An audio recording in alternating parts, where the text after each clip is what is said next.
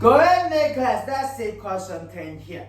So, as shown in the figure, there are 5 areas, A, B, C, D, and E. It is required that the colors of adjacent areas are different.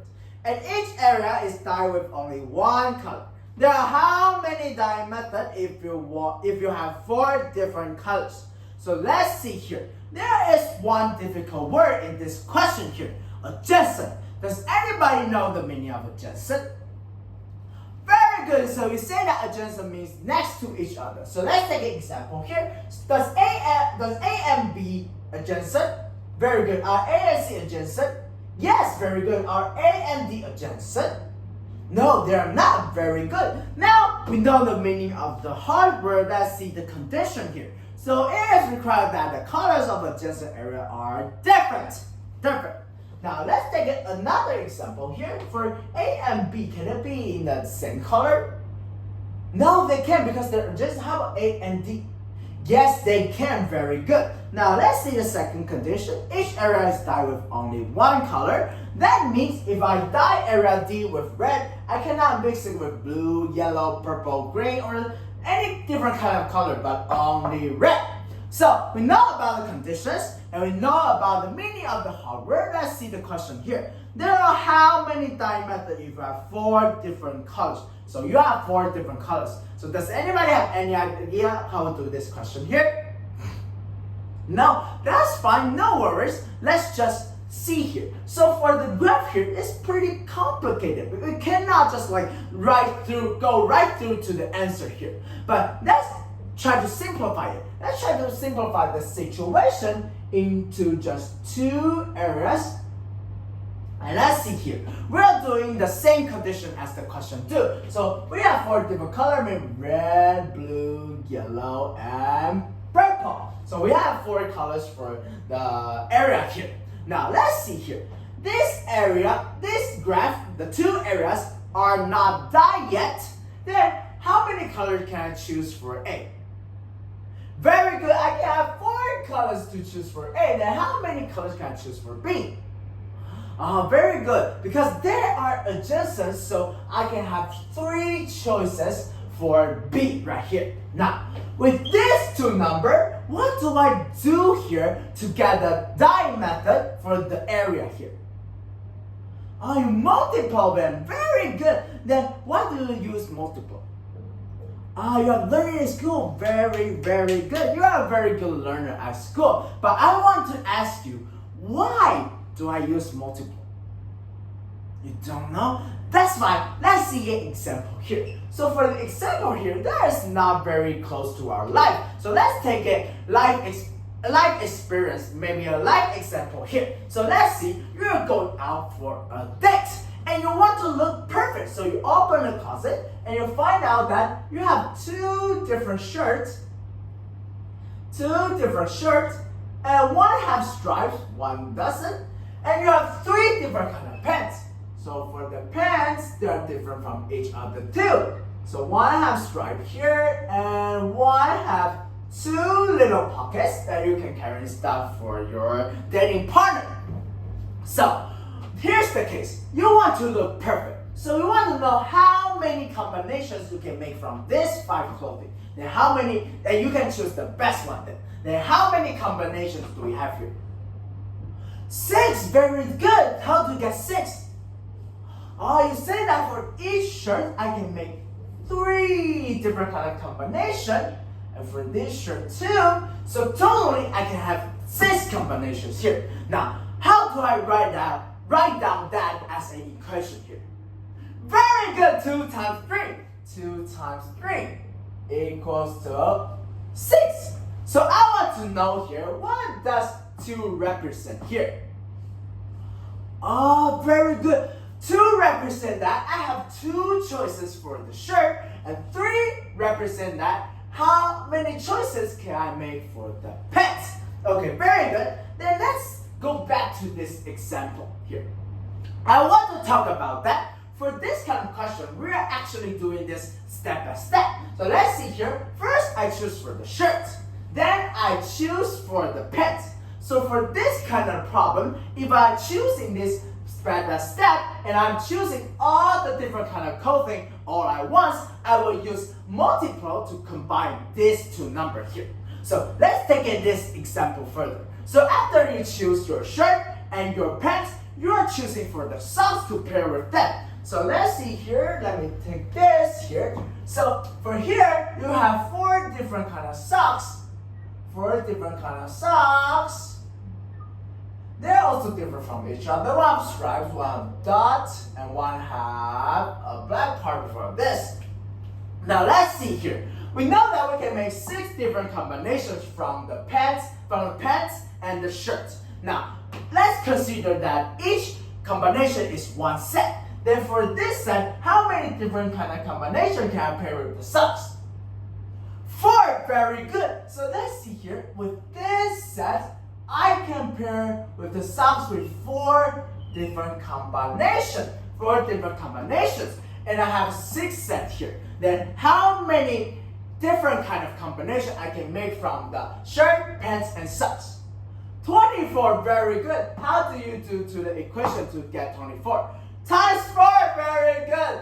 So we times 4 to get 24. So for this kind of question, we notice that if we're choosing different kind of clothing step by step, we times all the choices in that category. So this is what we call a multiplication principle. And the principle say that if we're choosing step by step, we will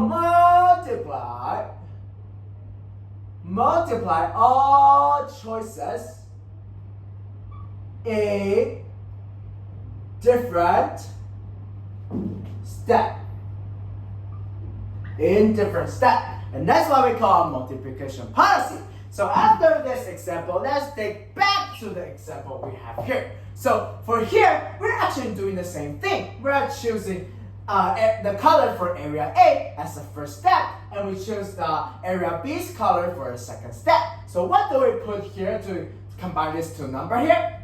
Very good, use multiple. So we use multiple here to get 12 different kind of dyeing methods for these two areas.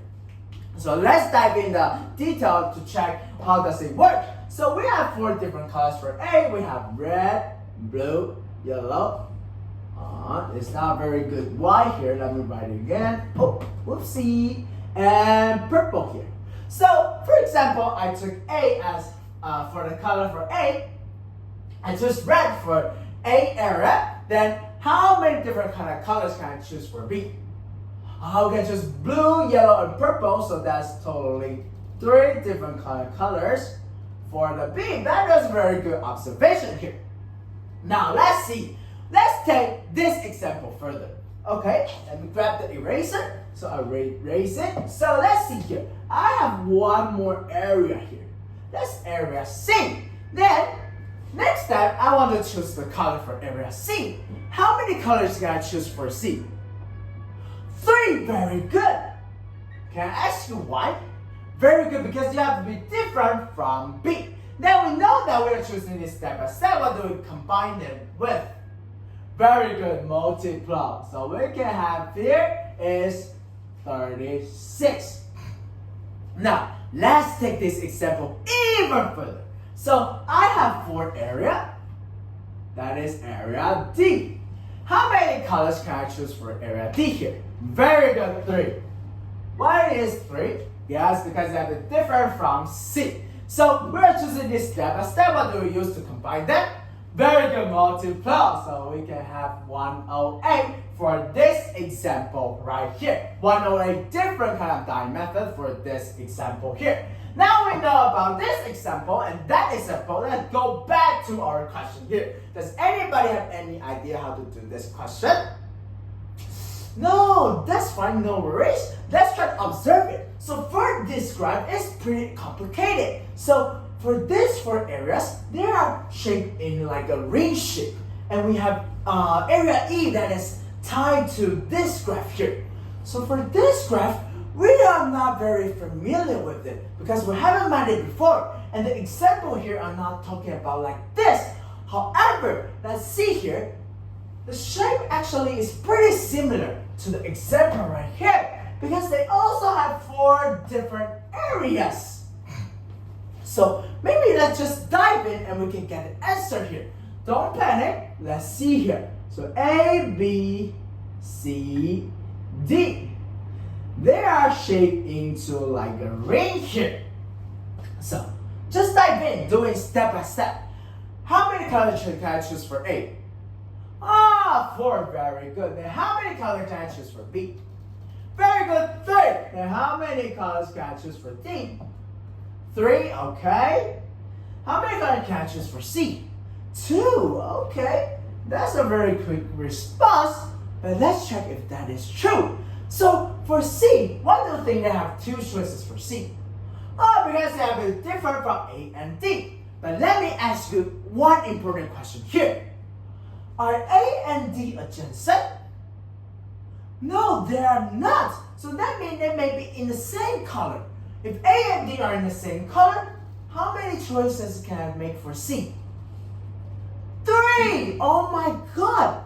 That's the problem here. So if we have A and D in the same color, C have 3 choices. But A and D is in different color, there are 2 choices only for C. So there are 2 different kind of situations here. It seems that we cannot just discuss it together. Let's try to do it separately. So let me erase the numbers here and let's see in a different situation here. So first situation, that assume that AD is same. Is same. Then how many colors can I choose for A this time? 4, very good. How many colors can I choose for B? 3, very good. How many colors can I choose for D? 1, why? Very good, because you have to be same as A. So only 1 color. Now if AD is the same, how many colors can I choose for C? 3, very good. So we can have the numbers here, 4, 3, 1, 3. And we are choosing that step by step. What do we use to combine these numbers? Very good, multiple. You are really learning. That's good. So we can know that we can have 36 different kind of dying methods for AD is the same situation. Let's see at the second condition. So that AD is not same. Okay, let me erase the numbers here. Now, for this time, how many colors can I choose for A? Very good, 4. It's the same. How many colors can I choose for B? 3, very good. How many colors can I choose for D? 2. Very good. How do you get the answer? Because you have it different from B, but also different from A. So you have only 2 choices. Then how many colors can I choose for C? Very good. You have 2 choices. We got it different from A and D. So let me write down a number here, 4, 3, 2, 2. And we're choosing this step by step. What do we use to combine them? Very good, multiple. So we can see that we have 48 different kind of dying methods when AD is not the same.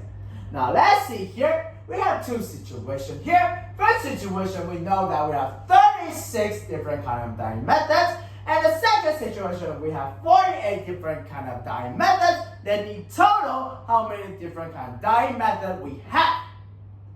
Very good. How did you get that? 36 plus 48 equals to 84.